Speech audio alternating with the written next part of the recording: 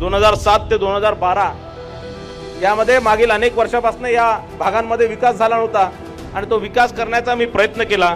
प्रत्येक घरी नळ देण्याचा योजना ही नागपूर शहरात सर्वात पहिली आपण पांढराबुडी, बाजीप्रभुनगर, रामनगर या भागात केली आणि 24/7 पाणी पुरवठा योजना या माध्यमातून घरी घरी नळ देण्याचे काम केले। जवळपास 2000च्या वर शौचालय बांधण्याचे काम, कारण आपल्याला माहीत असणार 2007च्या आधी आपल्याकडे खुल्यामध्ये शौच होत होती, आता प्रत्येक घरी शौचालय देण्याचं काम आपण केलं आणि त्यानंतर प्रत्येक गल्ली सिमेंट रस्ता असणार, रामनगरमधील सगळे ग्राउंडचं विकसित असणार, डेव्हलप करण्याचं असणार किंवा मेन रोड मोठे मोठे करण्याचं काम मी त्यावेळेस केलं।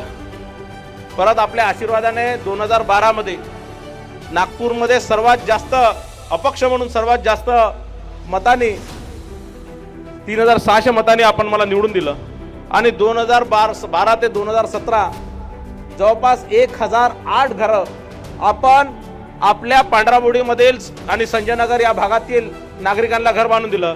ही प्रधानमंत्री आवास योजनेची महाराष्ट्रातली पहिला आपली वस्ती होती, ज्याची सुरुवात आज भले सगळीकडे योजना सुरू आहे, पण त्यावेळेस महाराष्ट्रातली पहिली आणि देशातली दुसरी आपल्या पांढराबुडीमधून सुरुवात झाली। याच्याबद्दल मला अभिमान आहे।